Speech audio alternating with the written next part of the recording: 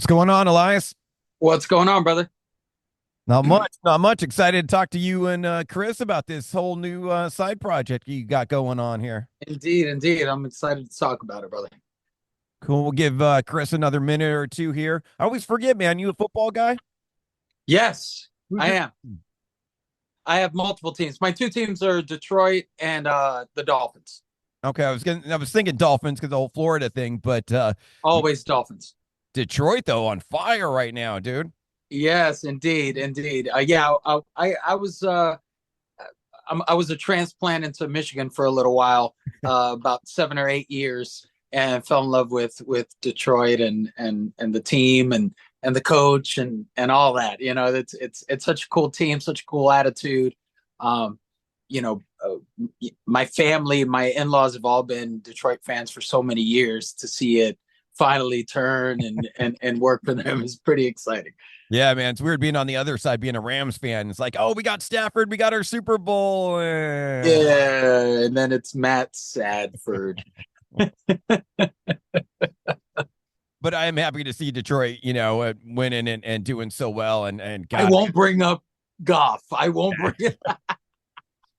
I was saying this the other day, man. I think Jamari Gibbs is the best running back in the NFL. I mean, maybe not right now, but he feels like Barry Sanders all over again. Yeah, and he's got hands. That's what's crazy, bro. He's putting up those receiving yards like his he's putting up, I think, on average right now, what is it, 130 yards a game between the two? It's unreal. And talk about you want to talk about unreal? What the fuck is up with Kirk Cousins, man? Putting the Falcons in number one and then throwing 509 yards at one game, dude. Oh, it was I love Cinderella stories like that, dude. It's him, Flacco, like all those old school what's his name? Last night, uh uh Oh, Russell Wilson. quarterback for the Steelers. Russell Wilson. Wilson, bro, talk about coming in and going and shutting everybody up real quick. Put back to back wins in, uh, you know, throwing bombs. I'm excited. A lot of good football this year. A lot of good football. You talking stats? Are you a fantasy guy? Not a fantasy guy.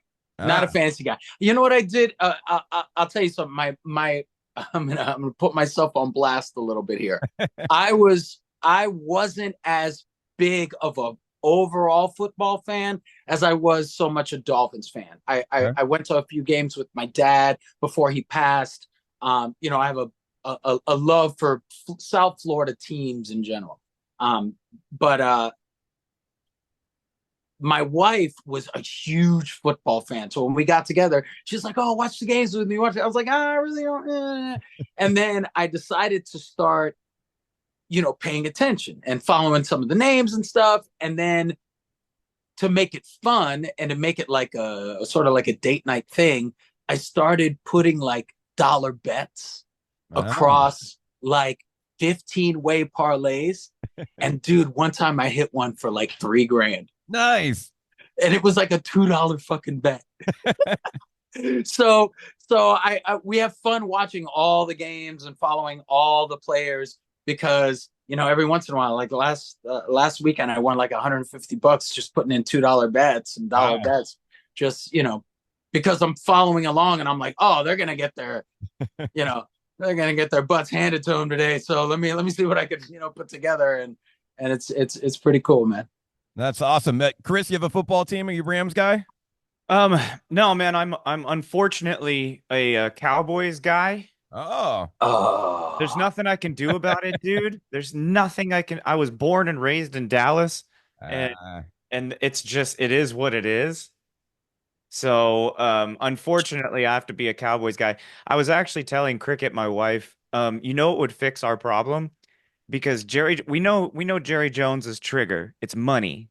So yeah. if all of Dallas just decided to boycott the games until he stepped away from his GM position, like just boycott the games. Did You'll you see solve that all like problems. walk down the hallway after that loss to I forgot who it was that they lost to, but it was like that walk where The Lions. Yeah, it was the Lions where Yeah. Oh, Jerry was in the front, and then right behind him was like a group of lawyers, and yeah. then the team. I was like, oh man, heads are about to roll today.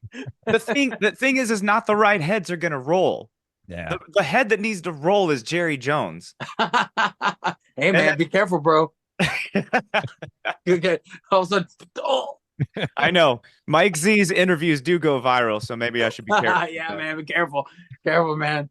Well, dude, it's great to talk to both of you. I'm so happy for this project. Two of my favorite singers, two of the nicest guys in the business, two of the most hardest working guys in the business. Thank you, brother. Curious how you came together for this collection. Who contacted who? Well, I'll take that. Go for it. Elias and I were involved in a business, and so we met. First of all, let me back up. I was a huge Nonpoint fan growing up, and that's something I actually didn't tell Elias for like the first couple months because I didn't want to fanboy all over this guy. And Sure. so I listened to Nonpoint, big fan of Nonpoint growing up. We ended up in a business endeavor together last year, Hmm. and we actually just became really good friends through that endeavor.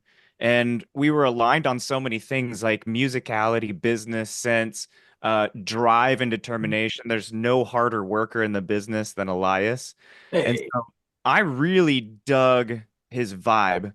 And so, I'm sitting on all these songs. I have a bunch of solo stuff out, and I was sitting on all this material, and I was like, I don't know what I want to do next. And there were lots of holes in the material that I had. And so, literally, I was just like, I just hit Elias one day, and I was like, bro, like, I'm just gonna throw this out there. I got this thing. Do you want to do a thing on my thing? And then he listened to it. I guess he liked it. yes. And then it literally just came together within hours. Yeah, 2 hours. 2 hours later, I had music. Yeah. Wow. Yeah, it's crazy. Chris caught me at an interesting time. I was getting asked to collab on a bunch of stuff all of a sudden. Bridges were a thing. I guess people wanted me on their bridges. And for the last few years, I've been, pretty much just taking what's coming to me because it's flattering. Somebody hits you up, they're like, "Hey, man, you want to sing on my stuff?" And it started to, when you do a song with somebody, there's a lot of support that you have to do to it. So I spend a lot of plates with Nonpoint, family, wife, child. I have a teenager now, so I have to be selective now more than I was before. And so a lot of times I want everything to be awesome, and I want to be on everything. So when Chris sent me the song, I told him, I was like, "Oh my God, please let this be good," because I love Chris. He's a cool dude. We like see eye to eye on so much. I hope to God, we see eye to eye on what we both think good music is. Hmm. And there's something to be said about music that you receive and you feel like you don't have to do anything. You immediately understand it. It immediately feels right for you. And there's a lot of things that I do with Nonpoint, and a lot of walking around the house drumming with my feet and humming tunes. And my wife hands me the Parmesan cheese, and all of a sudden I'm writing a Parmesan cheese chorus in my freaking head. And and I think to myself, dang, that's a great jingle, or that would be a cool whatever melody, but it just wouldn't work for Nonpoint. So when Chris sent me the song, and hearing his vocal and where his vocal was going, it got me excited because it was what I used to vocally what I grew up on. Hmm. And I immediately got an idea, and I ran over to the computer and turned everything on and got to work. Was that growing up on stuff? Because I get really like only the one song so far, but I get really like Michael Jackson kind of Prince kind of vibes throughout the music. Was that what you were kind of feeling? Yeah, well, I got the pop because that's what I grew up on. If my fans knew half of the music that I listen to on a daily basis, they probably wouldn't listen to me. Dare I say, yacht rock is like half of my day. It's just what I love big harmonies. I love big beautiful choruses. I love heartfelt lyrics. It's where I am. And when Chris presented me with this, the concept of nothing's real is that existential, thinking deeper than just your everyday average conversation. It's touching on that, Matrix, Terminator idea of, okay, what if we're all living in what is now being tested and research, are we in a simulation? Right. And if and Chris's take, what I took from it, and it was, what if nothing's real and we tried what we wanted to try? We felt what we wanted to feel, and we took bigger chances, more so on the decisions that we're making and the people that we are, and creating around us, more so than what if I'm being used as a battery by an AI robot to fuel, some thing that I don't see because I'm swimming in gel, like that kind of thing. Yeah. So it was exciting. I felt an immediate connection to it, and it helped me get some of the shakes that I always have on that daily songwriting that I'm constantly doing. That's more down that pop or modern rock vibe than the Spitfire cadence, big anthem, screamy stuff that Nonpoint is. I love it, man. Love the tune, and produced by Chris Collier. Yep. Yeah, mixed. Man, he really Collier has a very instant understanding of sonically where something belongs. And the 1-2 punch of him and Howie mastering on top of that is it's just it felt like where the song sonically needed to be, and it kicks you in the chest. It's he fun. By the way, like I work with a producer named Mike Custom, and he does a lot of Elias and my stuff, and he does a lot of my stuff, and he brings the trap and EDM elements to this, and so we had that, and it was really cool. And then we brought on, do you know Zach Munowitz from Filter? He did a lot of Filter stuff. Ah. He's one of the most innovative guitarists that I have ever heard in my life.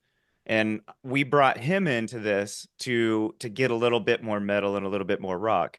And then Collier just I've been looking for someone like Collier for a really long time because he literally just married the two Yeah. perfectly. And it's difficult to marry those two genres, and it's also difficult to marry two singers together Yeah. and make two singers sound like that.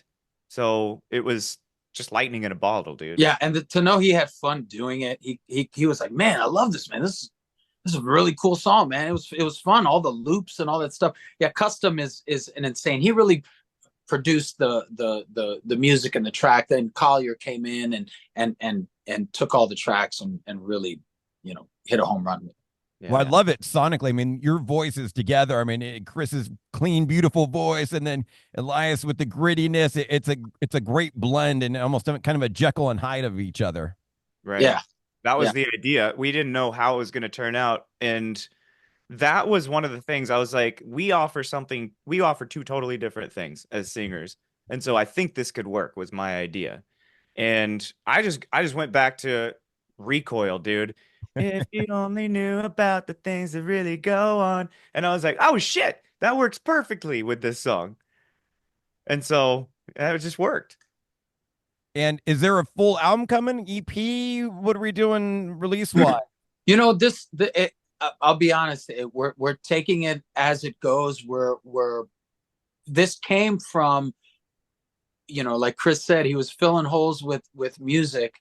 Then he was like, well, what if we collaborate and do this kind of rock style EDM track? And I was like, well, are we just gonna do rock EDM? He's like, I don't want to just do rock EDM. I'm like, neither do I. So we want to expand, I want to play with things and other voices and other producers and other musicians that are going to bring elements that I'm not used to being around. And Chris has that same, sandbox kind of style mentality. So I feel like a body of work is definitely going to come from all of this. Um, because it just came from the idea of like, hey, I got this song. I feel like you would sound great on it. And collaboration turned into artist collaborative, turned into, you know, are you down to write a like 80s style weekend song? Absolutely. Absolutely. Let's go. Let's see what we can do. Just because I've never done it and I want to play with it. So I definitely see a full length or at least a full body of work definitely on the horizon. I don't know. What do you think, Chris? I think we're getting there because there's a lot of things in the works that Elias and I are working on the back end, and there's a lot of interesting channels. There's a lot of interesting collaborations that we're talking with right now. Hmm. And it was really all contingent on how this particular song did. If this didn't go well, then we were going to be like, all right, it was awesome and we gave it a shot. The song's performing really well, and people are liking the collaborative side of things. And honestly, this is the right time to do collabs. Everybody's doing collabs. But this is more like an artist collaborative of who wants to come write some cool stuff with us. Yeah, yeah, I'm saying, who out there, put it out there, who wants to come write some cool stuff with us? yeah. Do it. No genres, no rules. No rules. Let's just go for it and see what happens. Let's throw it against the wall and see what sticks. Absolutely. Yacht rock meets goth, whatever it takes. Bro, did you just say that? Write that one down. So then obviously, one step at a time and eventually live shows, or is this more going to be a studio creation? Well, we've actually had a couple of people ask, we're looking at some of the EDM channels because handing over our voices and our stems over to some of these DJs and some of these producers that are looking for hooks and voices that they've never played with. Chris and I are looking at that as a really, really strong side of what we're playing with. So we want to, again, give people the opportunity to sandbox with our music as well. I think Billie Eilish just did that, where she put up her stems and let people play with it. Kanye's done it, and all these people. So I would love to continue down that EDM, lane and see what comes with that. And from there, it'd be super easy to put on a live performance, man. You just run up on stage and dudes behind you, boop, boop, hit a couple buttons and turn on the lights and let's go. Logistically speaking, you're talking about 4 inputs, and I'm like, yes, four Yeah. inputs sounds great over 64 inputs like a rock band. Yeah. But that's the cool part, Mike, is like we can go in and we can go do a rock show easily because that's what we know. But we can also go in, like I did Vegas last year, a year and a half ago. I did Vegas at Omni, at Omnia Theater. And we went in and just me and a DJ, and we got up on stage and he remixed a bunch of songs and just put me on stage and he was like, go. And we just went. And I was like, dude, we could absolutely do this for Arcade Assembly. Yeah. Elias and Chris up on stage with a DJ in Vegas until 2 in the morning. We could do that easily. That Yeah. sounds like a party. Yes, Party. indeed. But now that when you said something earlier, Mike, I would, just spitballing off the top of my head, a cool little rock EP, a cool little yacht rock EP, a cool little poppy EP. Yeah, man, that sounds like something fun because it's the music is coming so fast and it's coming so easily. We can't help but have a body of work probably in the next couple of months. For sure. I can't wait to hear this evolution as it comes. Looks like you guys had a great time in the video. I'm curious where that was shot. Was it in Nashville? Yeah, that was Indeed. Nashville. And that was the first time we ever met too, Yeah. like in person. So all that we had a video team out there that was capturing everything. And it was really cool because they were capturing some really unique moments. And remote recording is not something that's new, but when you remotely record and you turn it into a project and you actually meet and you begin collaborating and it actually becomes a thing, that's something that's pretty unique. And so we wanted to capture all that. And so that's basically just what the music video is. The music video is me and Elias meeting and then just hanging out together. Basically. I love it. Yeah, Old school in the arcade. yeah, In the we had arcade. it. It's funny. A lot of things interesting happened during that video shoot just by chance because we really didn't have a set idea of what we were going to do. We were like, yo, listen, let's walk up the street. Let's try not to get anybody in the video. If you notice, there's no one in the video Yeah. except us two. You know how hard it is to make it look like no one is in Nashville? Right. You know how hard that is? So it took a lot of, things that we're hoping people catch and find later, but we just happened to be walking by a giant wall and the word nothings was literally on the wall. We're like, oh my God, here we go. And then, we went to go hang out with a couple of friends of ours after the first night of us meeting and hanging out.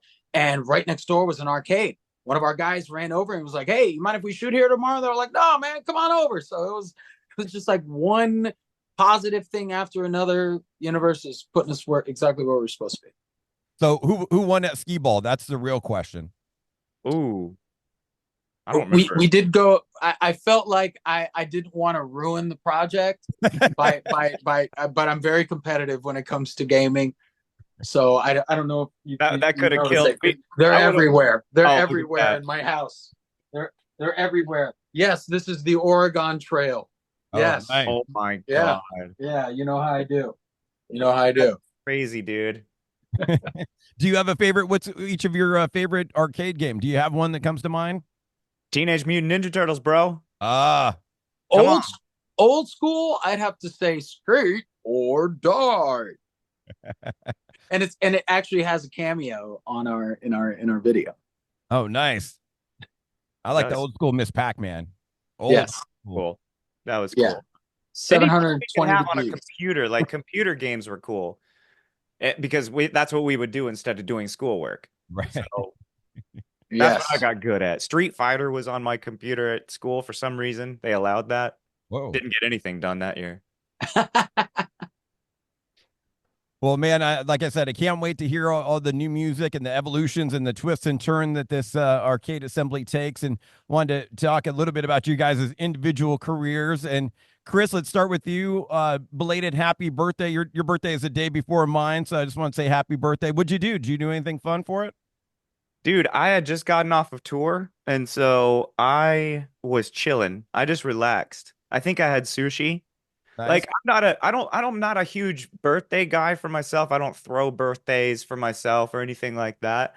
I just don't get it. I didn't have anything to do with it, so I don't understand why I would celebrate it for myself. But I just chilled, man. We hung out at the house. We had sushi. It was a great time. What'd you do? I'm into the Rams game. Oh, nice. Oh, Rams Vikings. That was fun.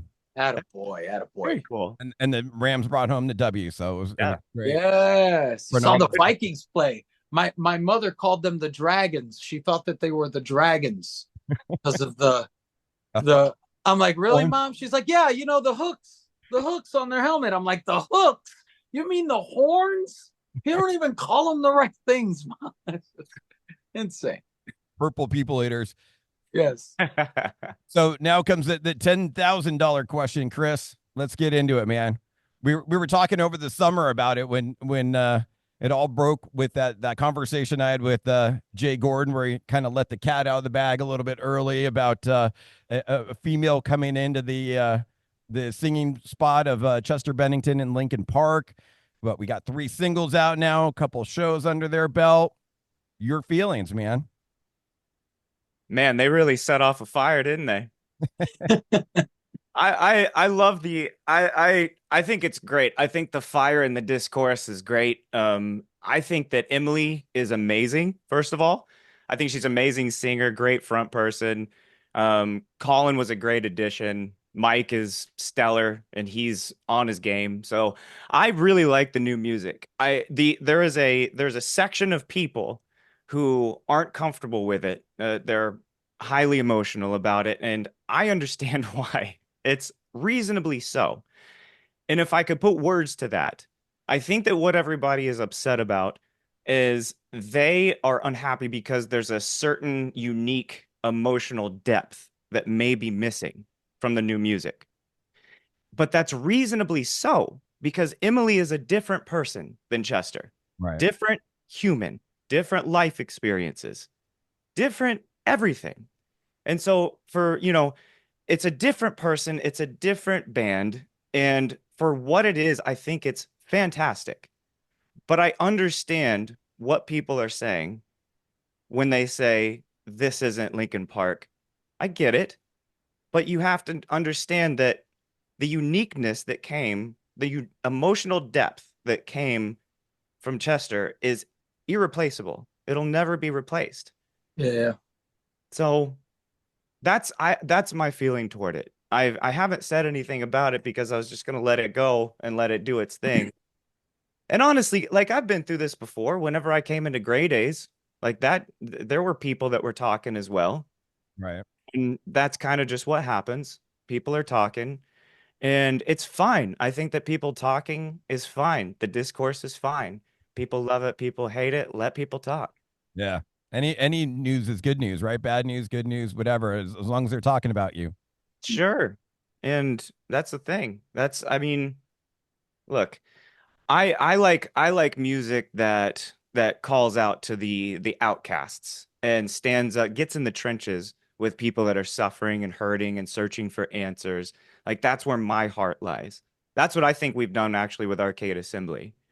And any band that can represent that, I'm on board with. Yeah, it was funny you say that, Chris, because I even called, remember that day that I called you back and I was like, hey man, if there's ever a project that you can get existential, Yeah. all colorful, extra weird, hey, call me and talk about emotions, talk about colors, talk about them, whatever you want to talk about, man. You found the guy, because there's I it's cool for people to make their own connection with the music, but I want to make connection with it too, and to know that there's somebody else there that thinks a little bit deeper than just getting some rhymes and some snappy words out on paper. That's part of the reason that I'm part of this, man. So it's really cool to work with you, bro.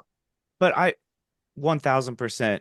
And that's what music needs to be. Maybe none of this is real, but our experiences are. Yeah, yeah, And what we want to experience in life is real. In 100 years, we're all going to be dead. So why don't we express ourselves the exact way that we want to express ourselves and need to express ourselves?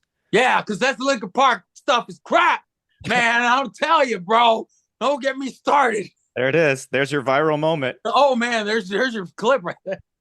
No, I'm joking. I'm joking. Hey, Elias, since we are talking Linkin Park, I'm sure you have a story with Chester or three from back in the day. Chester's in our Endure video. When we were on, it was funny. We were on MCA back before MCA folded, and we were going for a second single. And though What a Day did smashingly, um, the distance between when we started pushing What a Day and when they were thinking of going with another single, they were like, hey guys, a lot of time in between, we'd love another record. So we were like, well, what if we like got everyone, all these other famous musicians in the video?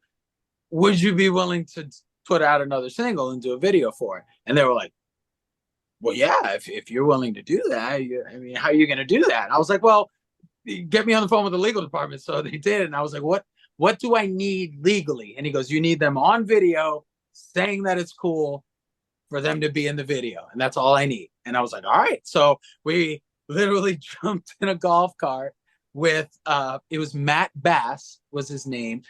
He was with the Band Apart production company, a Band Apart, the Quentin Tarantino production company. And he happened to be this great director who was like, yo, I'm going to go out there, just me and a camera, and we're going to capture all this stuff. I was like, all right. So we jumped in a golf cart, drove around, and was literally knocked on buses. We were like, "Hey, what's up? What's up, Elias?" We're like, "Hey, man, we're just shooting a video. Hey, you don't mind if you're in the video?" "Oh, man, I don't mind. I don't mind." Real quick, get a yes, and then got a couple shots with them, couple hugs, walked off the bus, kept doing that, and went around the entire day and captured the entire video in one day. And then in that day, we went up and said hello to the Linkin Park dudes, who we had played a show with them and Head PE Nice.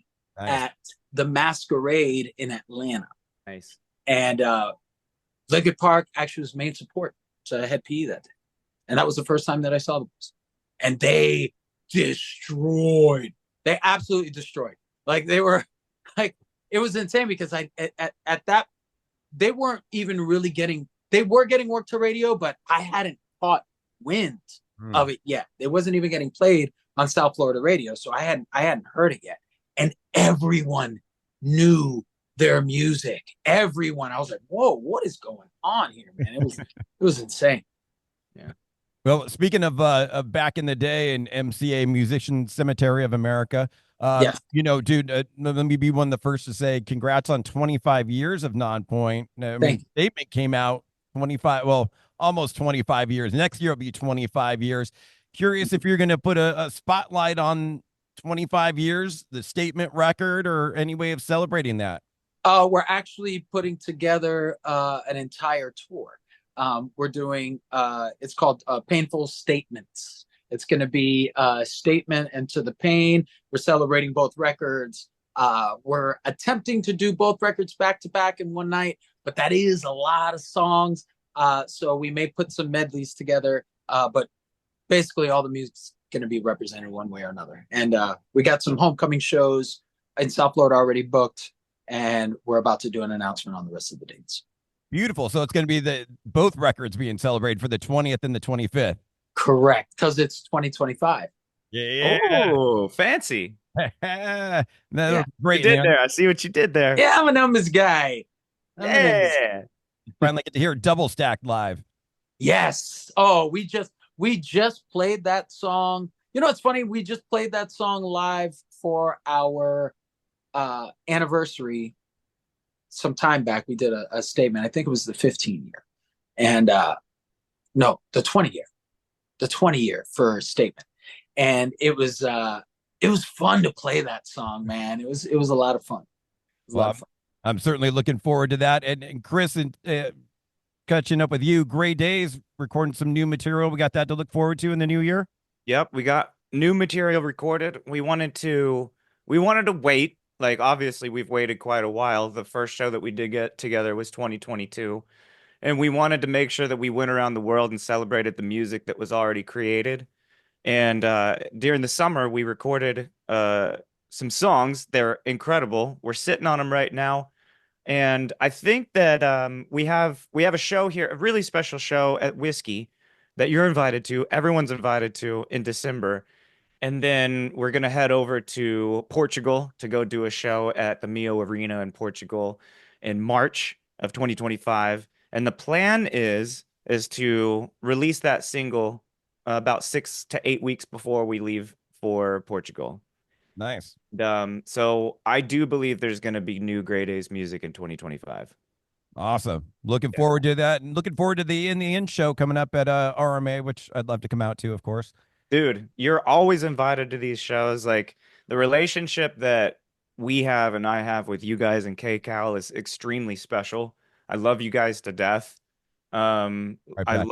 loved the festivals that we've done, the interviews. Just y'all are great people, and any way I can support you guys, I will. Likewise. That's why I'm so glad to see you and Elias together. I mean, like I said at the beginning, two of the nicest, hardest working, best voices, best people out there. And when you've been doing this for so long, you want to root for the good guys. You know what I mean? Like, Thanks, brother. Want the good guys to win. So I thank you guys so much for the time, and Thank you. I'll certainly share all this with you and be in touch, and keep feeding me the music as it keeps coming, man. And we'll keep plugging it and keep talking about it. You'll be the first one to get it, buddy. Well, thank you guys very much for the time. Appreciate both of your time, and we'll be in touch soon. Thanks a lot, Mike. Appreciate you, brother. See ya. Later. Bye.